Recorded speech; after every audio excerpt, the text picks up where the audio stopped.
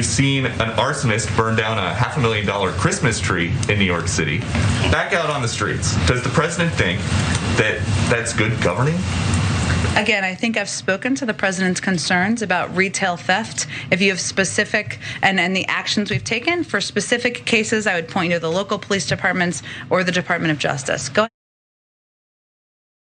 Oh God, it's like that's what he's there for. The young Doocy Jr. or whatever they call him, is to ask questions that he think will make Biden look bad, that also are absolute nonsense. Like if you want to make him look bad, you could ask, hey, we've got you multiple times on the record while you're running for president saying you were going to cancel student loan debt. It's been almost a year. Why aren't you doing that?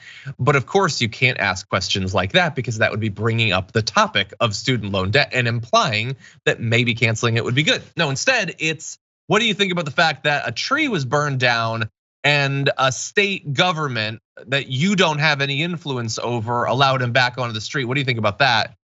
And so Psaki, who I'm no big fan of, rightfully has to point out that that's not their purview. Biden has no position on that. He has no responsibility over that. And so why would the press secretary have to comment on that?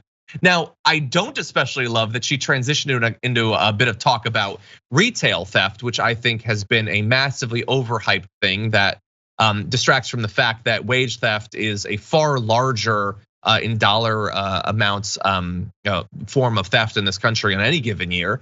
And the fact that there are some news outlets that are trying to pretend that shoplifting has become some sort of major problem is completely not supported by the actual stats. Sometimes even in the articles, they will admit that, but they talk about it because it's a topic of conversation. So I don't even like that as an aside for Psaki, but Pete Doocy did bring up the burning of the tree. So let's briefly engage with that. So he says, an arsonist burned down a $500,000 tree and was let out. Do you think that that is good governing? Okay, well, as we've acknowledged, he doesn't have any authority over that. I would turn to Pete Doocy. If you want to talk about somebody who has a little bit more control of this situation, if they burnt down a $500,000 tree, do you think putting up another one is good governing from the point of view of Fox? Is that a good use of your money? Was putting up the first $500,000 tree a good use of their money as well? I mean, look, from my point of view, Christmas is a secular thing. We give gifts, we put up a tree. Sometimes I make a quiche. There's no religious component to it, but presumably from the point of view of Christian Fox, I can't speak for Doocy himself, it is a religious thing. What good could you do with a $500,000 over and above people getting to see a tree? I feel like there's quite a bit of good that you probably could have done. But let's say that there was nothing that was gonna stop you from putting up the first one. Did you have to put up a second one to prove a point?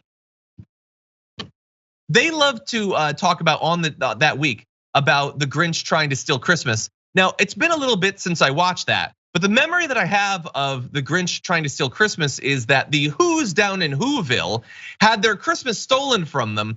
But despite it being stolen, they still kept to the spirit of Christmas. So despite the fact that their decorations were stolen and they didn't have their roast beast and there were no presents to give, they still went out and celebrated anyway. The lesson wasn't that they came out, saw that it had been stolen, flipped a bird at the Grinch's mountain and then built it back twice as big. They didn't double down on the consumerism of it, they doubled down on the spirit of it. So I feel like Fox kind of lost the plot a bit there.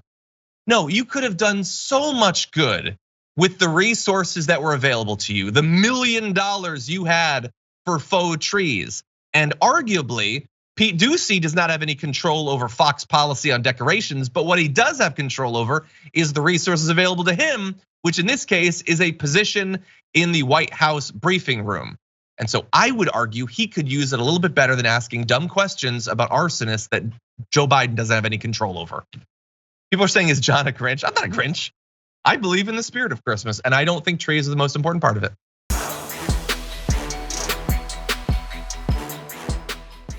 Check out the Damage Report podcast each day, wherever you get your podcasts, whether Pocket Casts or Stitcher or iTunes.